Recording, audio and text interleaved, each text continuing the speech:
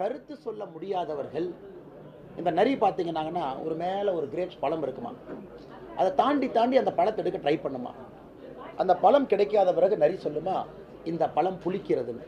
அதனால் அண்ணன் இபிஎஸ் அவர்கள் இன்னைக்கு அந்த பழம் புளிக்கிறதுங்கிறார்.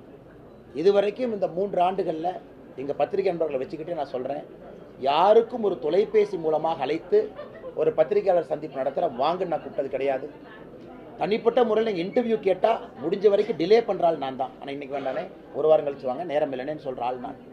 அதனால் இவங்களாம் புரிஞ்சுக்கணும், காலம் மாறிடுச்சு.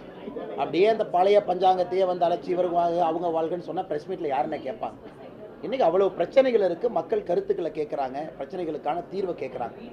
அதனால் இன்றைக்கி அண்ணன் இபிஎஸ் அவருடைய பேச்சு என்பது அந்த திராட்சை பழம் புளிக்கிறது என்று சொல்வதை போல் இருக்குது.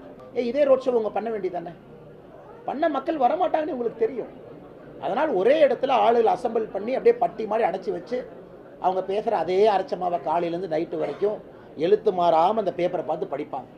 கருத்து சொல்ல முடியாதவர்கள் இந்த நரி பார்த்தீங்கன்னாங்கன்னா ஒரு மேலே ஒரு கிரேப்ஸ் பழம் இருக்குமா, அதை தாண்டி தாண்டி அந்த பழத்தை எடுக்க ட்ரை பண்ணுமா, அந்த பழம் கிடைக்காத பிறகு நரி சொல்லுமா இந்த பழம் புளிக்கிறதுன்னு.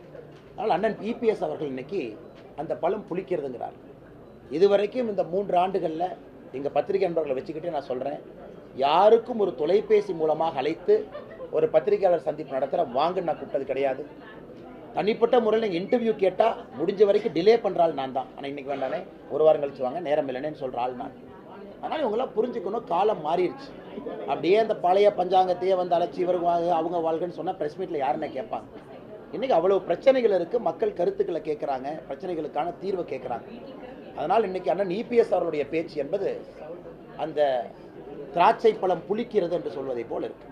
இதே ரோட் ஷோ உங்கள் பண்ண வேண்டியதானே, பண்ண மக்கள் வரமாட்டாங்கன்னு உங்களுக்கு தெரியும். அதனால் ஒரே இடத்துல ஆளுகள் அசம்பிள் பண்ணி அப்படியே பட்டி மாதிரி அடைச்சி வச்சு அவங்க பேசுகிற அதே அரைச்சமாவை காலையிலேருந்து நைட்டு வரைக்கும் எழுத்து மாறாமல் அந்த பேப்பரை பார்த்து படிப்பாங்க. உடனுக்குடன் செய்திகளை தெரிந்து கொள்ள சன் நியூஸ் பெல் ஐகானை கிளிக் பண்ணுங்க.